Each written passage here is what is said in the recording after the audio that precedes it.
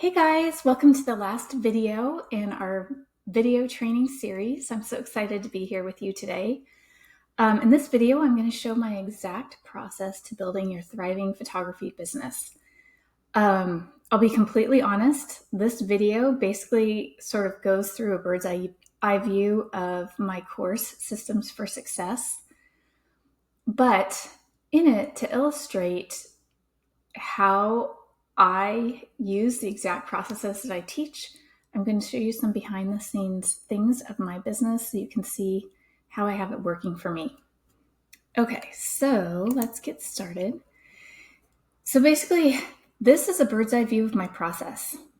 I am super organized. I have all of my ideal clients pages written down for each area of photography that I offer. I have my position statement written down. I have my client communication is completely written out so that I'm just selecting emails and templates and so that I can respond to clients quickly. Being super organized, I feel like, is a vital part to running a successful and efficient business. And it also allows you to appear professional and as the expert. So in Systems for Success, we are getting very organized throughout the whole course. Okay, you know from the last video that the whole point of my business is attracting ideal clients, because building a business full of not so great clients is not building a good business. It would be exhausting and it would definitely take my passion away. I know this because there were points in my business that that's exactly what was happening. When I first started out, I didn't have clients who valued my work, who respected my time, who were willing to pay higher prices. And man, they just exhaust me. A lot of photographers think if you're priced higher, then you're going to attract clients who are more demanding. But I have found the opposite to be true. If you are priced higher, you attract clients who value you and see you as the expert and want you to act that way. And so they kind of respect the power that you have as the photographer. And so it just ends up being a lot less energy expended toward things that you shouldn't be expending energy on. And then you reserve that energy for the actual art of photography, which is where it should be. Okay, I have a website that is built to convert clients. That is the whole point of it. It is built with that intention. And so I attract the clients, I convert the clients, and then I have built an incredible client experience. So then I retain those great clients, and it just creates like a snowball effect, and it keeps building and building and building this whole system, a great business for me that I find so enjoyable even after doing it for 12 years. So let's look at some things. Okay, so the first part of Systems for Success, we go over core values and goals. And I have to admit, I did not do this initially when I launched this course. I'm all about action and just getting started, and I completely skipped this step. But I was noticing that something was missing. And so I added a short section in before we got busy with the business part. And I have found it to be so valuable. Establishing a healthy mindset is the foundation of everything. It helps you navigate the ups and downs of entrepreneurships and keeps you grounded in your purpose. So when you identify your core values and set intentional goals, you align your business with what matters most to you. Establishing these values and goals will help you drive will help drive healthy decisions and build your confidence and ultimately lead to a more profitable business that you love. And there's quite a few tools and resources that I give you to set your goals and track your goals. And some of them are visual and some of them are more based on numbers, but you have everything you need in that first section to really get clear on your goals. We go through a few exercises to help you establish your values, and by establishing your values, it kind of goes back to that first mistake that I talked about in the 8 mistakes I see photographers make, where if you don't establish like who you are as a photographer, then you're not going to be able to effectively speak to the clients you want to attract. So for me, this looks like, after doing some of these exercises, I really realized that two of my core values are adventure and also just people that respect my time. So it's so much easier for me to speak to clients who I want to attract knowing this. The clients I tend to attract are always up for, like, just last night, I had some clients and we were hiking and doing crazy things, and it was so fun and so joyful. And this is very important to me, and it shows in the pictures that I take. And so just getting clarity on this really has helped me build a successful business with clients that I love. We talk about expanders and bridge expanders. These are people or things in your life that show you what's possible. Like, for example, I remember when I saw, oh my gosh, forgive me, I can't remember her name, but she's a big photographer, and I am not going to think of her name. Anyway, she charges like $1,400 for a family session. And I have to admit, I'm not there yet, but just the idea that somebody was getting that much money for a family session kind of like blew my mind. Sometimes you need to see someone doing it successfully before you actually believe that you can do it. It's sort of like that story, and I'm going to botch this, I know, but for the longest time, somebody was running, like, everyone in the world thought the fastest mile that could be possibly run was like 5 minutes and something seconds. And then somebody broke it in, I think it was like the 1960s or maybe the 1930s. Again, I don't know the details of the story. I should have looked it up. Somebody broke that record and got it under like a 5-minute mile. And then after that, tons of people broke the record. So it's just like the expansion in your mind that knowing something is true or possible is huge. We also go over like identifying some blocks in your life that maybe are happening right now that are stopping you from building the business you want. And we, like I said before, we have a lot of exercises we go through that give you clarity and help you define your goals. Okay, the next section, and this is a really odd way to set up this course, but before we do anything else, we actually set up your Google ad. And the reason we do this is because, like I've mentioned before, it takes a little while for Google to learn you and your ad, and we need to collect the data that it provides after about 30 days and use that data to adjust and tweak. So I actually have you set up your ad first. Now, if you don't have a website or you don't love your website, then I suggest like putting a pin in this first section and coming back to it later on. But if you like your website and you feel like you're at a good place, then I definitely say go ahead and create that Google ad so Google has time to learn it, and then you can make adjustments to it later. But like I've talked about before, Google ads are so powerful for photographers. I actually have a Google ad coach that I use every now and then just to check in on my ad to see if there's any new changes that I should be implementing. Sometimes I use them to answer questions that you guys bring to me if I don't have the answer.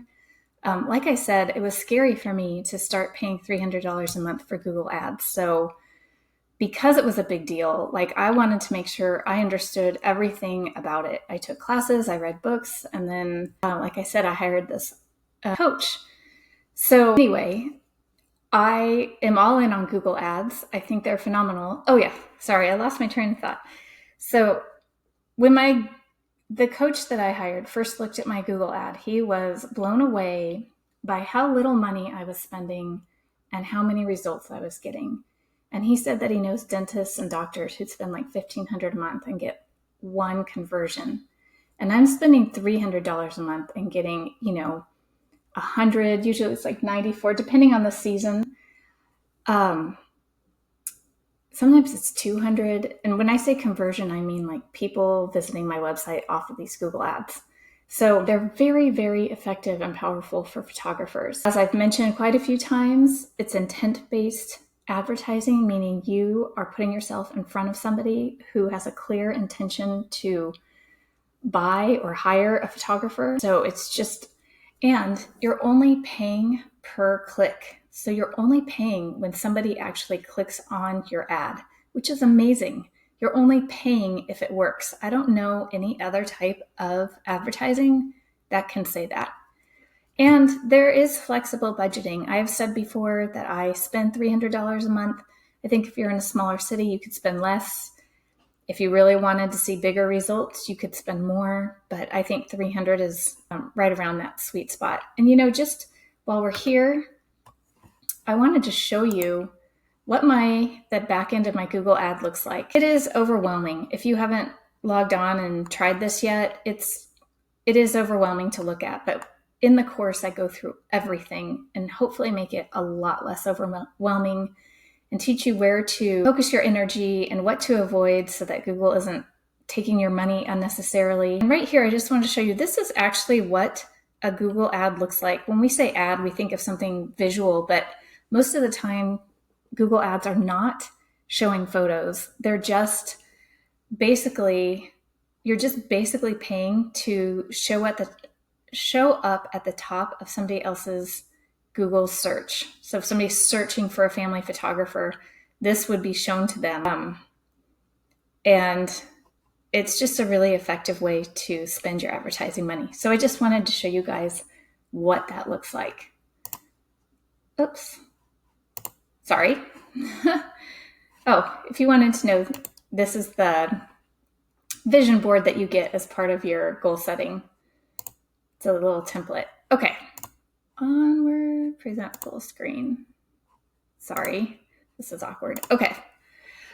Okay, the next section after Google Ads, we dive deep into business basics and branding. We talk about your ideal customers and have you write up a little brief for each one. So like if you offer family photography, you write up a brief for family photography, you write up a brief for newborn photography, and it's just really deep. And I actually give you sort of one that's already filled out, so it kind of helps you get started because I really do think it's overwhelming to jump into this stuff. I also give you the advice that just do B- work. This is just an internal document and it doesn't have to be perfect, but going through the actions of it really helps you gain clarity of your business. Some other things we talk about are insurance and taxes and intake forms, types of payment processing options. I mean, we just really kind of hit all the basics of running your business. In this section, we also go through a series of exercises that helps you create a branding brief that you can use to build or to reference as you're building your business. It's fantastic because it really just has it provides a concise resource for basically how you want your business to be known. So, and again, I take you through a series of exercises to give you the answers and to give you the clarity for your brand. So this is a really powerful section. Oops, I just talked about that, the branding brief and creating a unique selling position. So, and we can just go ahead and take a look. This is actually if you purchase Systems for Success, this is what it looks like. These are all your resources at the very beginning. This was the Google Ads section. This is the Business Basics section. So I just wanted you to get an idea of what it looks like. Okay, back over here and present. Okay, the next thing we talk about is money mindset and pricing. And as I spoke of in the previous video, maybe it was the video before that, it's so important to find this number, your average session cost to be profitable. And there are two variables that affect this bottom line, and that is the number of clients you take on and what you charge per client. And with this resource, this is the calculator that you get, and you're able to really play with your numbers and find out what you need to be charging to be profitable. And this is so empowering because it takes the emotion out of it and it really just helps you zero in on exactly like what you need to be profitable. So you have like your goal of what you want to make. You can either write it just as a number, or you could say, okay, with this business, I want to take care of our daycare costs and our groceries and our car payments. You could do it however you want. You also list your fixed expenses, and I actually have a sheet and a way to identify that prior to getting on to this calculator. Variable expenses, a lot of times photographers don't have that unless you're paying to rent a studio or that are any expenses that are specific to session costs. Then you figure out how many photo sessions you want to do per year, how the average session time in minutes, and the average prep and editing time per session in minutes. By filling in all these three numbers, you get an hourly rate for shooting and an hourly rate for prep time and editing. And with these numbers, it calculates your shooting hourly rate and your editing hourly rate. And then it adds those two to get your average session cost to be profitable. Now, this is just your baseline number to establish your pricing, but that is how I get my pricing. This is what I base my pricing off of. So, okay. Now we'll continue on. There are other things we talk about in the pricing section. We go deep into how to make more money if you wanted to offer a print credit. That's not in-person sales, but I do offer a print credit. We go over the types of different business models and really zero in on what you want to offer your clients so that you can gain clarity on that. This is a really important section. It helps we address your money mindset. We address different pricing strategies. We address pricing for profit and how you want to structure your business. And again, you get the calculator and a fixed expense sheet and a business clarity workbook. Okay. The next section is portfolio creation. This is one of my favorite sections. In 2017, I applied to ClickPro and made it, but it took me a year and a half shooting and creating my portfolio to submit to ClickPro. You have to submit a portfolio of 150 images, and there's very specific guidelines. And in preparation for submitting that application, I looked at like hundreds of other people's portfolios. And during that time, I became very aware of what makes a good photo, what makes a good portfolio. And so this is one of my favorite sections. It's like, what photos are you going to show on your website that truly illustrate what you're offering and who you are as a photographer? And then we go over website basics. This one is really great because we go over the types of website platforms that you can get a website through. We talk about like the difference between WordPress and buying something like Showit or Squarespace that are sort of like already made websites. And I talk about the benefit and drawbacks of each. And then I really talk about the website design, how to build your website with the intention of converting clients. So even if you have a website, this section might be helpful for you to dial your website in tighter to actually make sales.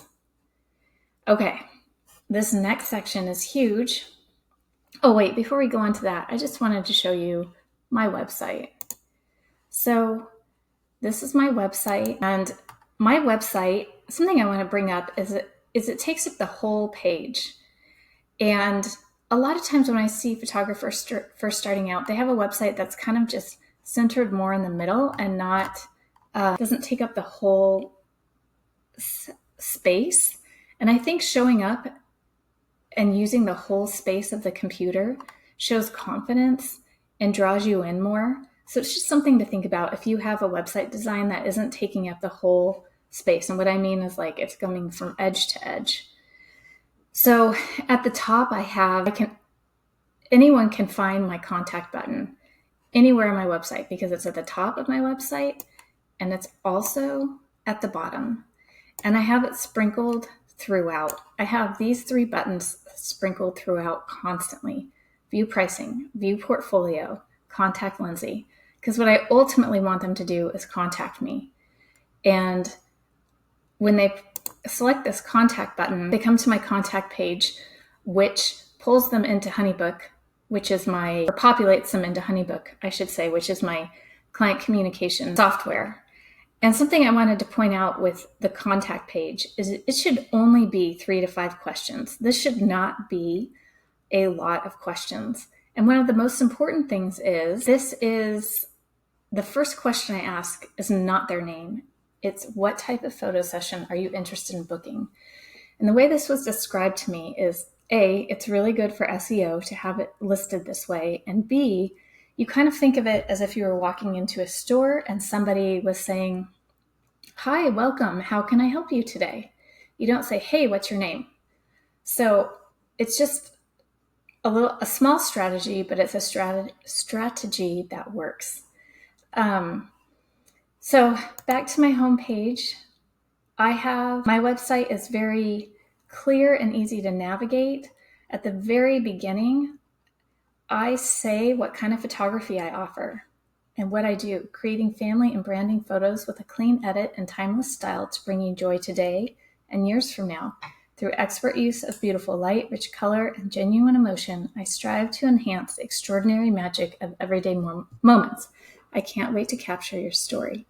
And they can actually click on this and see examples of all these types of photos. So I'm constantly reaffirming that statement throughout my whole website through use of different words. But I just wanted to show you quickly what my website looks like, and I just wanted to highlight that contact form and that beginning and how it is very easy to navigate. Okay, back to here. Okay, so this is our marketing section, and it's massive. The marketing section includes SEO and how to do it effectively. I talk about internal SEO and external SEO and the difference between SEO and Google Ads. And I really help you get dialed into your SEO. It's easier than you think, but it does take a little bit of work.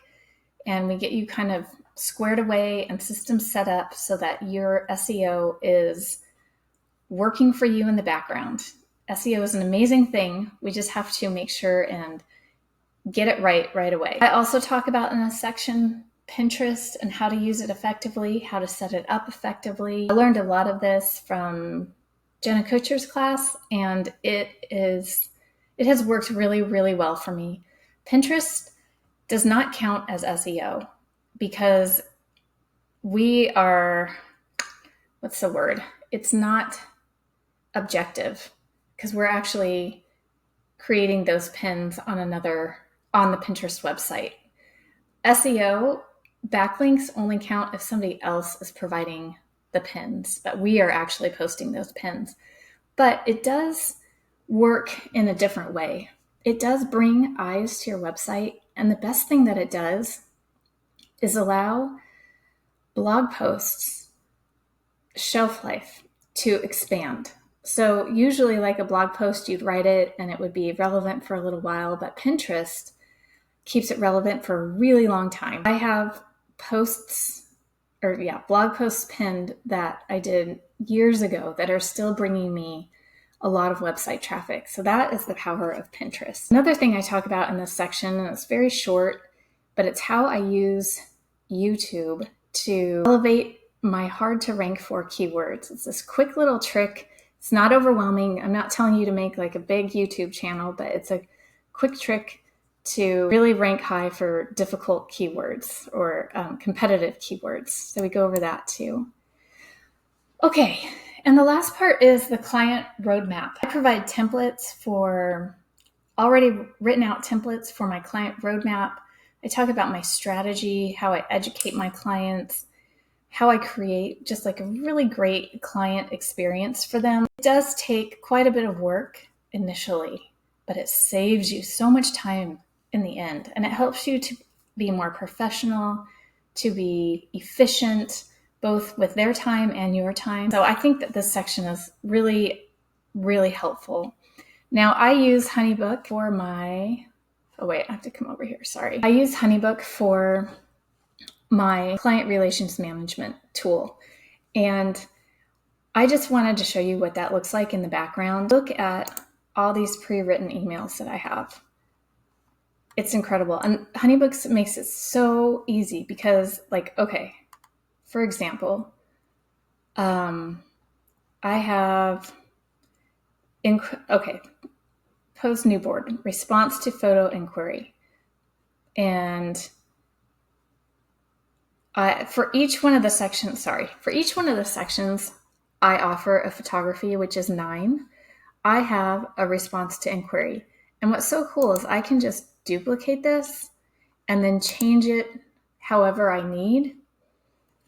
So a lot of the words that I use or paragraphs that I use in all my emails, I don't have to rewrite. I have my booking form, my invoice email, my questionnaire email, booking info and what to expect. I mean, my whole system is pre-written out. And all of my forms and, here we go. All of my forms are done, my contracts are done, my location guide is done, my invoicing is done for every single thing that I offer. It appears professional. I know that I am saying everything I need to say to people. I know that I'm not missing anything. All the information is right there. So I love this. HoneyBook is not the only answer. There's different ways that you can go about this.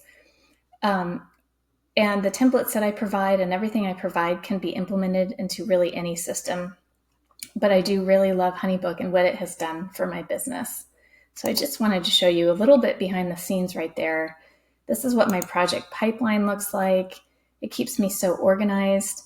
And what is so cool is that all of the emails that I'm writing back and forth, everything stays in here. So I can go back and look and see what the conversation was. Unlike I don't have to go look in a bunch of different places. I don't have to go look at texts and things like that. So it just helps keep me super, super organized.